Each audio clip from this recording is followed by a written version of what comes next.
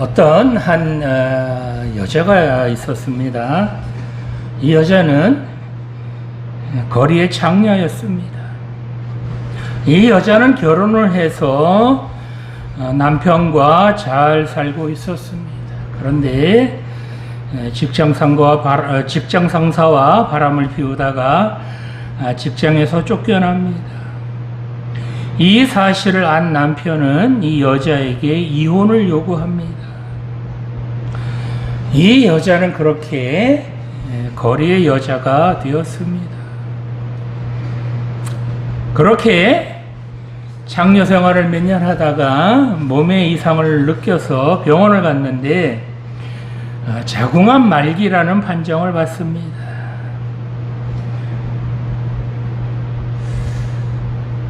이후에 이 여자는 아무것도 하지 못한 채 그저 죽음만을 기다리고 있었습니다. 그런데 어떤 연세 드신 권사님께서 이 여자를 찾아옵니다. 교회에서 부흥회가 있으니 같이 가자라고 권합니다. 이 여자는 거절하고 또 거절을 하다가 부흥의 마지막 날이 되어서야 억지로 교회를 갑니다. 그렇게 교회에 갔지만 구석에 앉아 예배를 드리는데 어느샌가 목사님의 말씀이 이 여자의 마음을 울렸습니다.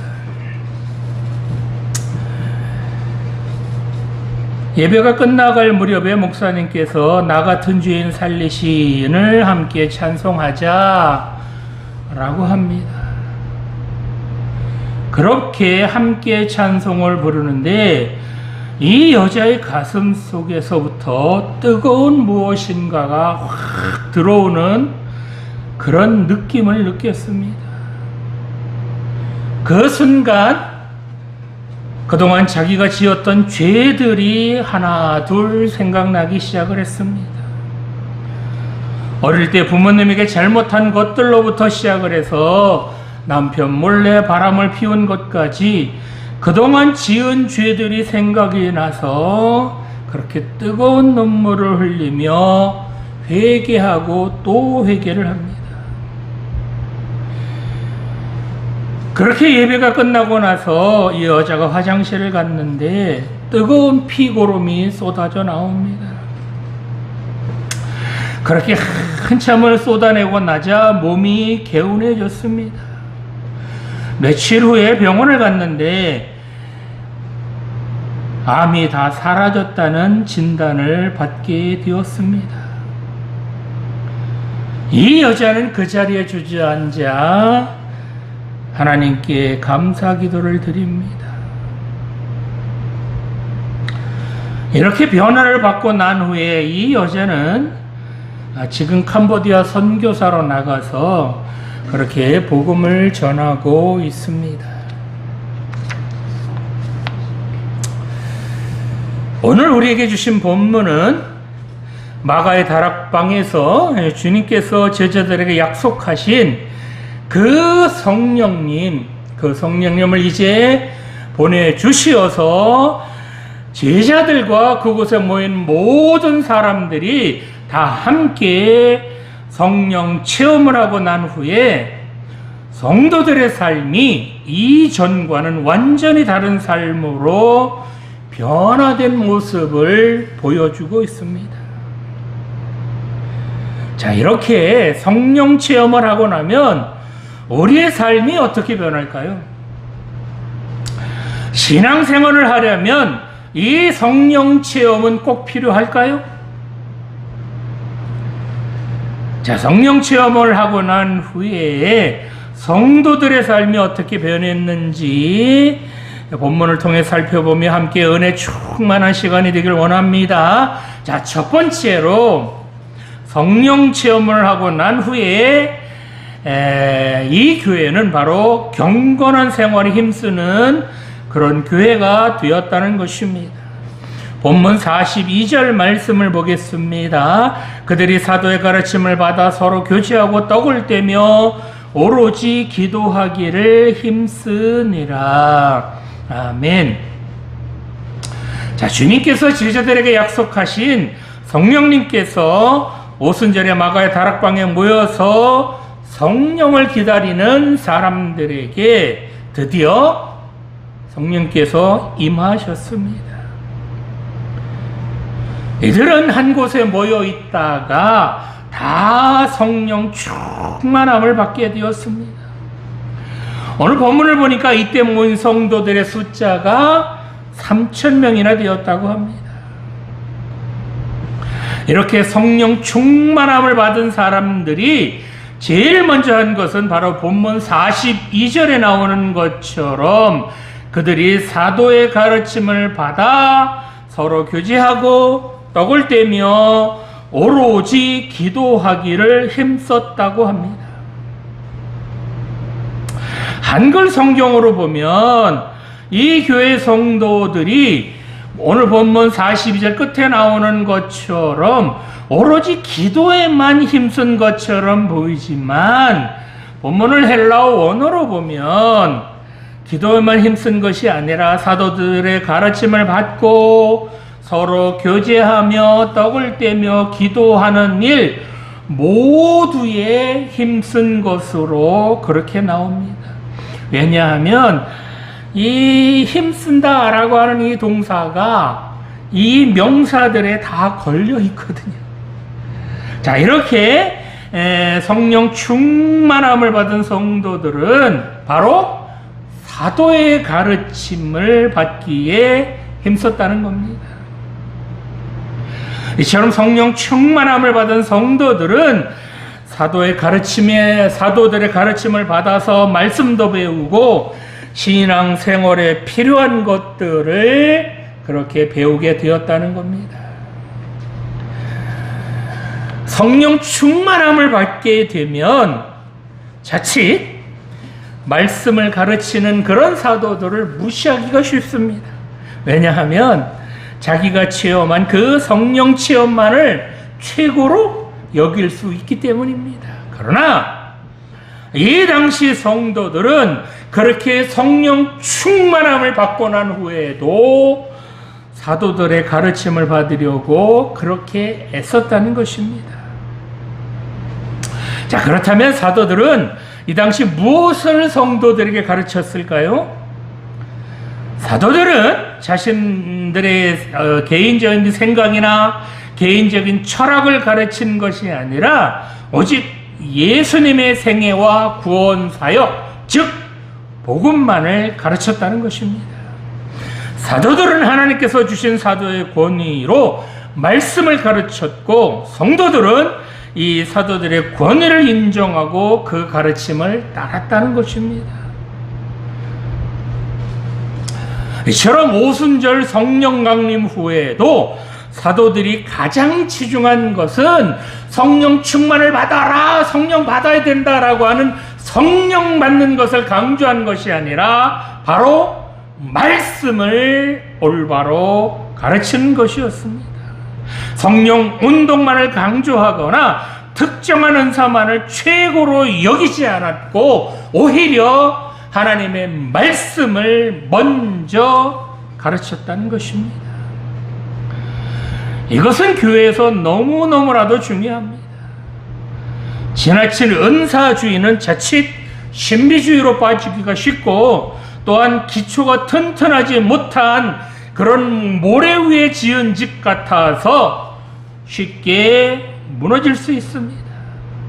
그래서 신앙은, 믿음은 바로 말씀 위에 든든하게 세워야 무너지지 않는다는 겁니다. 또한 이렇게 성령 체험을 받은 성도들은 서로 교제하며 떡을 떼며 기도하기를 힘썼다고 합니다. 본문을 한글 성경으로 보면 마치 사람들이 사도의 가르침을 받은 결과로 교제하고 떡을 떼고 기도에 힘쓰게 된 것처럼 그렇게 오해하기 쉽지만 헬라어 원어 성경으로 보면 성령 체험을 하고 난 후에 사도들의 가르침도 받았고 교제하고 떡을 떼고 기도했다는 것을 알 수 있습니다. 자, 이처럼 성도들의 교제는 교회에서 아주 중요한 요소입니다. 초대교회에서 성도들의 교제는 정신적인 그런 교제일 뿐만 아니라 물질적인 교제이기도 했다는 겁니다. 이 교제라는 단어는 헬라어로 보면 이게 코이노니아라는 단어로 사귀다, 교제하다 라고 번역이 되거나 또는 어떤 헌금의 용도로 사용될 때에는 구제라는 뜻으로도 사용되었습니다. 오순절 성령 강림 후에 교회의 성도들은 같은 신앙 안에서 이처럼 서로 영적인 교제를 나누었을 뿐만 아니라 물질로도 서로 도왔다는 것입니다. 이런 의미에서 볼 때 오늘날 교회가 대형화되면서 자신과 하나님과의 관계만을 중시하고 자신의 바로 옆에서 예배를 드리는 형제자매에 대해서는 무관심해서 교제를 나누지 않는 것, 그런 것들은 성경적이지 않다는 겁니다. 또 이렇게 성령 체험을 한 초대교회의 특징은 바로 성찬이었다는 겁니다. 여기서 떡을 떼는 것은 단순한 식사를 말하는 것은 아닙니다. 애찬으로도 볼 수 있고 성찬으로도 볼 수 있습니다. 왜냐하면 초대교회에서는 성도들이 모이면 애찬 형식의 기본적인 식사를 하고 난 후에 성찬 의식을 가졌기 때문입니다. 이 애찬이라는 것이 뭐냐? 바로 공동체 사람들 가운데 가난해서 식사를 제대로 할 수 없는 또는 신분이 아주 낮아서 신분이 높은 사람들과는 식사할 수 없는 그런 사람들을 먼저 그렇게 식사를 할 수 있게끔 배려하고 난 후에, 그래서 그들이 다 먹고 난 후에 나머지 사람들이 식사하는 것, 그것을 바로 교회에서 행하던 애찬이라고 합니다. 그런데 본문에 나오는 떡을 떼며 라는 표현은 이렇게 애찬만을 나타내는 그런 표현이 아니라 바로 성찬까지도 염두에 둔 표현이라는 것입니다. 즉 초대교회 성도들은 모일 때마다 예수님의 죽으심을 기념해서 성찬을 행하며 또 이렇게 애찬도 나누었다는 겁니다. 또한 성령 충만함을 받은 초대교회의 특징은 바로 기도였다는 것입니다. 초대교회가 이렇게 역동성을 가질 수 있었던 것은 바로 기도가 뒷받침되었기 때문입니다. 성령 충만함을 받은 사람들은 이처럼 예수님의 권면에 따라서 기도에 힘썼다는 것입니다. 이처럼 하나님과의 지속적인 교제, 즉 기도가 있어야 하나님께서 이끌어주시는 교회가 나가야 할 방향도 알게 되고, 또한 하나님께서 주시는 성령의 권능으로 사탄과의 싸움에서도 승리할 수가 있습니다. 그러나 반대로 기도가 멈추면 그 교회는 죽습니다. 기도가 멈춘 교회, 기도가 끊긴 교회는 언제 넘어질지 모릅니다. 1960년대, 70년대에 우리나라 교회들이 날로 부흥하고 발전할 수 있었던 것은 바로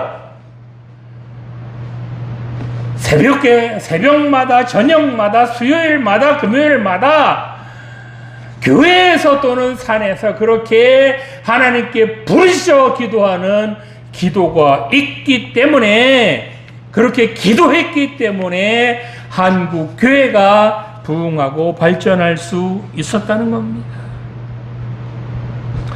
그렇습니다. 기도는 바로 이처럼 모든 신앙의 원천이며 교회의 원동력의 원천입니다. 기도해야 교회를 든든히 세워갈 수 있고, 기도해야 교회를 무너뜨리려는 사탄도 이길 수 있습니다. 기도해야 하나님께서 하실 일들, 미리 깨달을 수 있고 기도해야 무엇이 선인지 무엇이 악인지 구별할 수도 있습니다. 그래서 기도는 하는 일들이 잘 안 될 때, 하는 일들이 막힐 때, 그럴 때 교회에 나와서 그렇게 무릎 꿇어 기도하는 것, 그것만이 기도는 아니라는 겁니다. 기도는 쉬지 말고 항상 하나님 앞에 기도해야 한다는 것입니다. 이처럼 성령 충만함을 받은 교회, 초대교회 성도들은 열심으로 기도한 결과 주변 사람들로부터 칭찬을 들었을 뿐만 아니라 믿는 자들이 날로 더해갔다는 것입니다. 오늘 예배 드리시는 성도 여러분, 늘 깨어 기도하시기 바랍니다. 이렇게 늘 깨어 기도하면 하나님께서 나를 통하여 역사하실 일들, 그 일들을 미리 깨닫게 해주시며, 기도하면 어떤 사탄의 미혹도 이길 수 있다는 것입니다. 기도하는 사람은 넘어지지 않으며, 기도하는 사람은 바로 인생을 허비하지 않는다는 겁니다. 우리 모두 늘 기도에 힘쓰심으로 이 어지러운 세상에서 승리하시기를 간절히 소망합니다. 자, 두 번째로 성령 충만함을 받은 교회는 바로 서로 사랑을 나누는 교회가 되었다는 것입니다. 본문 44절에서 45절 말씀 보겠습니다. 믿는 사람이 다 함께 있어 모든 물건을 서로 통용하고 또 재산과 소유를 팔아 각 사람의 필요를 따라 나눠주며, 아멘. 자, 이렇게 성령 충만함을 받은 사람들은 모든 물건을 어떻게 해요? 서로 통용하고 또 재산과 소유를 팔아 각 사람의 필요를 따라 나누어 주었다고 합니다. 보면 44절에 나오는 믿는 사람이 다 함께 있어 라는 이런 표현은 얼핏 보면 한 곳에 모여서 생활했다, 그렇게 여겨질지 모르지만 그런 것이 아니라 바로 모이기를 힘썼다라는 것입니다. 이렇게 성령 충만함을 받은 그 교회 성도들은 모이기를 힘쓰며 또한 모든 물건을 서로 통용했다고 합니다. 이렇게 모든 물건을 통용했다라는 것은 개인 재산의 소유를 완전히 허물었다라는 그런 의미가 아니라 자신의 소유에 대한 욕심, 그 욕심이 완전히 없어졌다라는 그런 의미입니다. 즉 성령 체험을 하고 난 후에 자신의 재산을 다 교회에 내어놓아도, 다 하나님 앞에 드려도 아깝지 않았다는 겁니다. 이 당시 초대교회에서 자신의 땅이나 기타 재산을 팔아 교회 앞에 내어놓는 일은 사도의 지시에 의해서 강압적으로 이루어진 일이 아니라 바로 가난한 지체들을 도우려는 성도들의 자발적인 행위였다는 것입니다.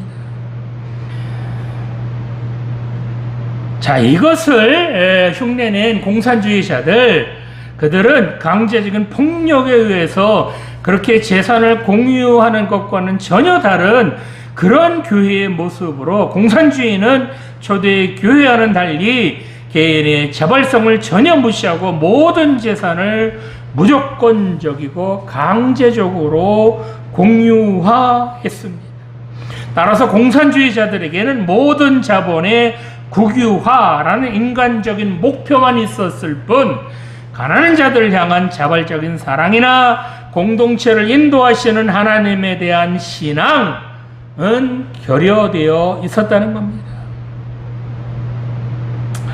이렇게 성령 충만함을 받은 성도들은 동산과 부동산 등 자신의 재산을 교회 앞에 내어놓고 다른 사람들에게 나누어 주는 이런 행동이 특정한 사람에 의해서 이례적으로 이루어진 것이 아니라 그 교회 안에 소속된 많은 사람들에 의하여 지속적으로 이루어졌다는 것을 원어를 보면 알 수 있습니다. 또한 각 사람의 필요를 따라 나눠주고 라는 표현 역시 강제적인 규정 없이 자발적인 분배가 이루어졌다라는 것을 알 수 있습니다. 여기서 필요를 따라 라는 말이 지극히 주관적인 기준이기 때문에 불평과 불만의 요인이 되기도 쉽지만 적어도 성령 충만함을 받은 이 초대교회에서는 오히려 기쁨과 감사한 조건이 되었다는 겁니다. 그렇습니다. 이처럼 성령 충만함을 받은 초대교회의 처음 모습은 바로 사랑으로 나누는 것이었습니다. 누구의 것을 강제로 빼앗아서 그렇게 분배하는 그런 것이 아니었다는 겁니다. 나의 재산, 나의 재물을 아낌없이 내어놓을 만큼 서로 사랑하는 공동체, 그것이 바로 초대교회였다는 겁니다. 오늘날에도 마찬가지지만 교회는 다양한 사람들이 모이는 곳입니다. 그래서 성령님께서 함께하지 않을 경우 서로 상처를 주고 분쟁을 일으키기 쉬운 곳이 바로 교회입니다. 그런데 초대교회에는 바로 이런 문제를 극복했을 뿐만 아니라 그런 모든 문제를 뛰어넘어서 오히려 더 사랑했다는 것입니다. 왜냐하면 성령 충만함을 받은 성령의 사람들이었기 때문이라는 것입니다. 이처럼 성령을 받은 성령 충만함을 받은 사람은 자기가 가진 것을 서로 나누는 그런 사랑의 마음을 가지게 된다는 것입니다. 하나님의 마음으로 사랑의 눈을 뜨게 되어서 자신의 귀한 옥합까지 깨트리게 된다는 것입니다. 이처럼 성령 충만하게 되면 물질의 노예가 되지 않고 이웃을 위해 기꺼이 자기 것을 나눌 수 있는 사랑의 마음을 가지게 된다는 것입니다.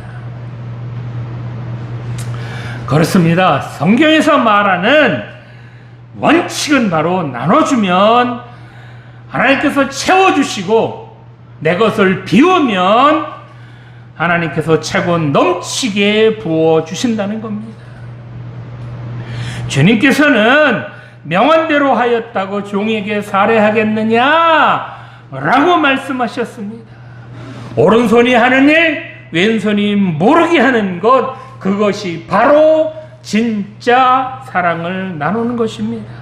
다른 사람이 자기가 하는 것 좀 알아주길 바라면서 광고하듯이 그렇게 적선하듯이 나누는 것, 그것은 진정한 나눔이 아니라는 겁니다.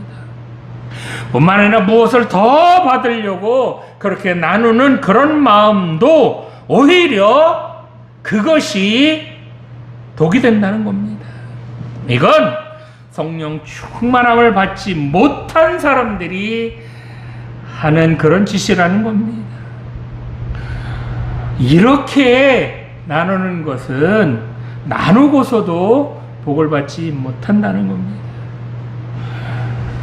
아니, 하나님, 나 이렇게 많이 나눴습니다. 내 것 많이 나눠줬잖아요. 그러니 하나님 나눠주신 만큼 채워주셔야 되는 거 아닙니까? 라고 투정하지 마시기 바랍니다. 정말 진실한 마음으로 그렇게 사랑을 나누었다면 하나님께서 채워주실 것도 믿으시기 바랍니다. 성도 여러분, 이렇게 성령 충만한 사람은 바로 이런 사랑의 모습이 나타난다는 것입니다. 이렇게 성령 충만한 사람은 욕심과 감정을 버리고 서로 사랑한다는 것입니다. 왜요? 바로 성령의 열매가 뭐예요? 바로 사랑이기 때문입니다. 그래서 우리도 성령의 사람이라면 이렇게 하나님께 받은 사랑 많은 사람들에게 나눠주시기 바랍니다. 그래서 사랑이 넘치는 교회, 사랑이 넘치는 성도들이 다 되시기를 간절히 소망합니다. 자, 마지막으로 성령 충만하고 난 후에 바로 기쁨과 찬양이 넘치는 교회가 되었다는 것입니다. 본문 46절에서 47절 말씀 보겠습니다. 날마다 마음을 같이하여 성전에 모이기를 힘쓰고 집에서 떡을 떼며 기쁨과 순전한 마음으로 음식을 먹고 하나님을 찬미하며 또 온 백성에게 칭송을 받으니 주께서 구원받은 사람을 날마다 더하게 하시니라. 아멘. 자, 이렇게 성령 충만한 사람들은 바로 성전에 모이기를 힘쓰고 집에서 떡을 떼며 기쁨과 순전한 마음으로 음식을 먹고 하나님을 찬미했다는 것입니다. 이처럼 초대교회 성도들은 성령님에 의해서 자발적으로 기쁨이 충만한 상태에서 성전에 모이기를 힘썼다는 겁니다. 이렇게 성전에 모이기를 힘쓰는 것은 어떻게 해요? 모이는 것이 기쁘고 즐거워야 가능합니다. 이렇게 성령 충만한 사람들이 그러면 성전에 모여서 무엇을 했을까요? 그저 잡담이나 했을까요? 아닙니다. 바로 기도하기 위해서, 하나님을 찬미하기 위해서 그렇게 모였다는 것입니다. 이렇게 성전에 모여 기도하는 것이 참으로 기쁨이며 하나님을 찬미하는 것이 그 무엇보다도 즐거웠다는 겁니다. 또한 본문 46절에 보면 집에서 떡을 떼며 라는 이 의미는 바로 초대교회 성도들은 집에서도 이렇게 성찬과 애찬을 나누며 서로 교제했다는 겁니다. 집집이 돌아가면서 서로 성찬과 애찬을 나누었다는 겁니다. 뿐만 아니라 기쁨과 순전한 마음으로 음식을 먹고 그렇게 교제했다고 하는데, 이렇게 기쁨과 순전한 마음으로 음식을 먹었다라는 것은 바로 이 당시 관습을 알아야 이해할 수 있습니다.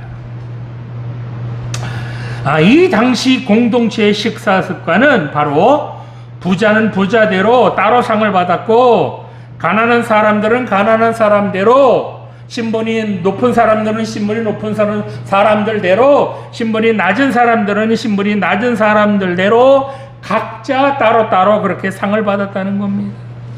즉, 신분에 따라서 공동체 안에서도 받는 상이 달랐다는 겁니다. 그런데 이렇게 성령 충만을 받고 나니까 이런 신분에 따라서, 재산 유무에 따라서 따로 밥상을 받은 것이 아니라 서로 한자리에 올려서 함께 식사를 했다는 겁니다. 이렇게 서로 간의 장벽을 허물고 함께 식사하는 것을 어떻게 해요? 억지로 마지못해서 한 것이 아니라 본문에 나오는 것처럼 바로 기쁨과 순전한 마음으로 이렇게 했다는 겁니다.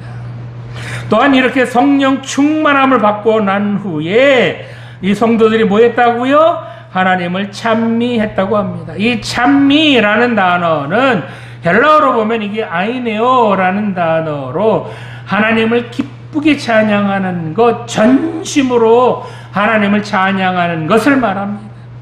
이 당시에는 성전에 모여서 하나님을 찬양하는 것, 하나님을 찬미하는 것 결코 쉽지 않았습니다. 왜냐하면 예수님께서 이제 죽음을 이기시고 부활하셨다가 승천하시고 난 후에 교회에 대한 핍박이 더욱 심해졌기 때문입니다. 이처럼 언제 잡혀서 죽을지 모르는 그런 위험한 상황 속에서도 이렇게 성령 충만함을 받은 성도들은 그들의 입을 열어서 하나님을 찬미하는 것을 멈추지 않았다는 겁니다. 비록 핍박이 있을지라도, 죽음이 기다리고 있을지라도 하나님을 찬미하는 것을 멈추지 않았다는 겁니다. 이처럼 성령 충만함을 받은 초대교회에는 서로 나누고 신분을 허물고 또 하나님을 찬송하며 그렇게 교회 안에서 정말 사랑을 나누는 공동체가 되다 보니 어떻게 되었다고요? 온 백성들에게까지도 칭송을 받았다는 겁니다. 여기 온 백성들이라고 하는 것은 교회 다니지 않는, 하나님을 믿지 않는 그런 사람들까지를 포함하는 그런 말입니다. 여기서 이 칭송이라는 단어는요, 쉽게 번역을 하면 사람들에게 좋은 평가를 받았다는 겁니다. 요즘에 교회들은 사회에서 어떤 평가를 받습니까? 좋은 평가를 받지 못하죠. 왜 그럴까요? 바로 성령 충만함을 받았던 그 초대교회 사람들이 했었던 그런 모습이 오늘날 교회에서는 보이지 않기 때문은 아닐까요? 내 것을 아낌없이 나눠주며 신분을 허물고 모두 함께 식탁교제를 나누며 서로를 위하여 기도하며 하나님을 찬미하는 이런 모습을 통해서 이 당시 초대교회 사람들은 백성들에게까지도 칭송을 받았다는 겁니다. 뿐만 아니라 이렇게 성령 충만함을 받은 사람들이 정말 교회를 섬기며 그렇게 세상 속에서 신앙을 지키며 살아가는 모습을 보고 교회를 나오는 사람들이 많아졌다는 겁니다. 그렇습니다. 전도는 바로 이런 겁니다. 성도들이 사는 모습을 보고 믿지 않는 사람들이 따라서 교회에 나오는 것, 이것이 진짜 전도 아닐까요? 와, 저 교회 다니는 사람을 보니까 나도 저렇게 살아야 되겠구나, 그러려면 나도 저 사람 따라서 교회에 나가야 되겠구나 라고 교회에 나오는 것, 그것이 진짜 전도가 아니겠느냐는 겁니다. 그래서 성도들은 교회에서만 거룩해서는 안 된다는 겁니다. 바로 가정에서나 직장에서나 사회생활을 하면서 하나님의 자녀다운 그런 모습을 보여야 한다는 것입니다. 그저 썬데이 신자, 주일날만 신자다운 그런 모습으로는 사람들에게 인정받지 못할 뿐만 아니라 하나님께도 인정받지 못할 것입니다. 오늘 예배드리시는 청년 여러분, 여러분들도 이렇게 성령 충만함 받으시기 바랍니다. 아무리 변할 것 같지 않은 사람일지라도 성령 충만하면 그 사람은 변화될 수 있습니다. 아무리 바뀔 것 같지 않은 그런 사람일지라도 성령께서 만져주시면 완전히 새로운 사람으로 바뀔 수 있습니다. 행여 아직 하나님 자녀답게 살지 못한다면 성령 충만함 받으시기 바랍니다. 성령 충만해서 하나님의 자녀답게 믿음의 향기 날리며 사시기 바랍니다. 그래서 이렇게 성령 충만해서 언제나 늘 기도하며, 그래서 하나님께서 나를 통하여 이루실 일들 깨달으며, 또한 성령 충만해서 사탄의 어떤 유혹도 이기시기 바랍니다.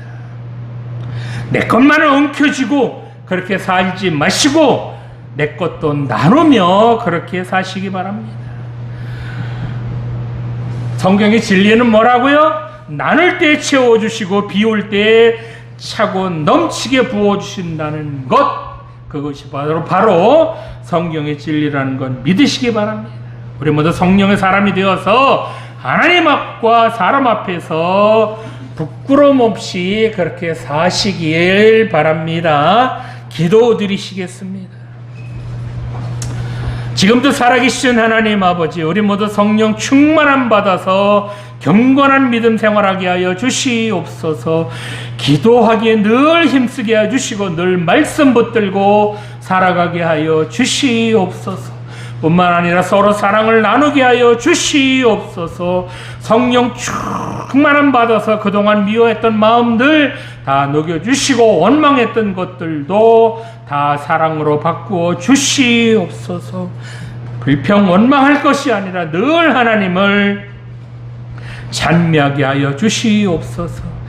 하나님 앞과 사람 앞에서 늘 부끄러움 없이 살아가게 하여 주시옵소서. 그래서 많은 사람들에게 하나님의 자녀답게 그렇게 인정받으며 살아가게 하여 주시옵소서. 그동안 바뀌지 않았던 것들, 내 속에 있어서는 안 된 것들 성령님께서 임하셔서 다 바꾸어 주시옵소서.